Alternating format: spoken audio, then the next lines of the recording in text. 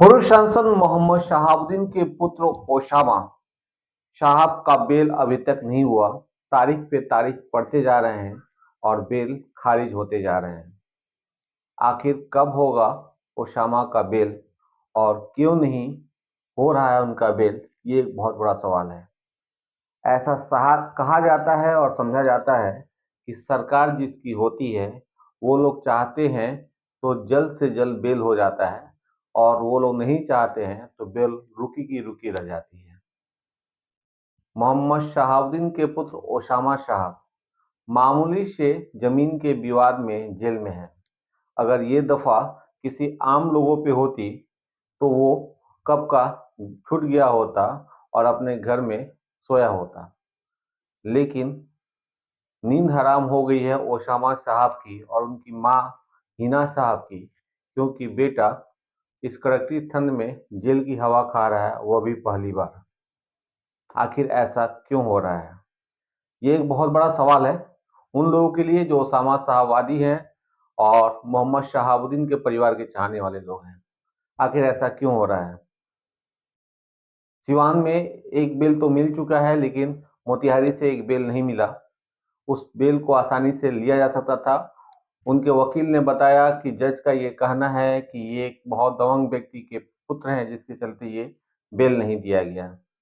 और ऊपर के कोर्ट को खटखटाएं, ऊपर की कोर्ट से राहत मांगे।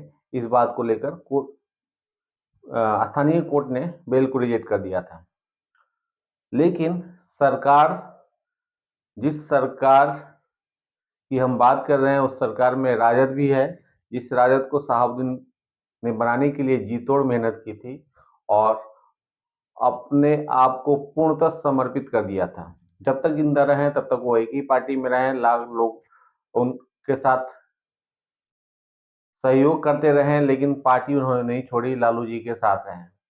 लालू जी इस मामले पर चुप्पी साधे हुए हैं। तेजस्वी यादव इस मामले में कुछ भी कहना नहीं चाहते हैं, जबकि तेजस्वी यादव ओसामा साहब के शादी में भी आ चुके हैं, उनके परिवार से काफी करीबी रहे हैं।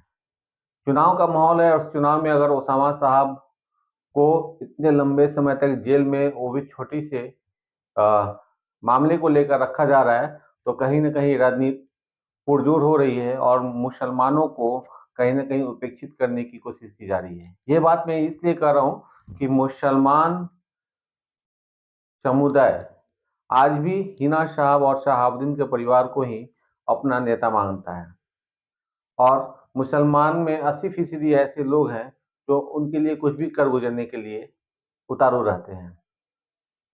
फिर भी हिना साहब ने काफ़ी प्रयास किया कि उनके बेटे का बेल हो जाए, लेकिन बेल नहीं मिलना एक बहुत बड़ा सवाल है। और लगातार राजद के द्वारा हिना साहब का उपेक्षित होना भी बहुत बड़ा सवाल है।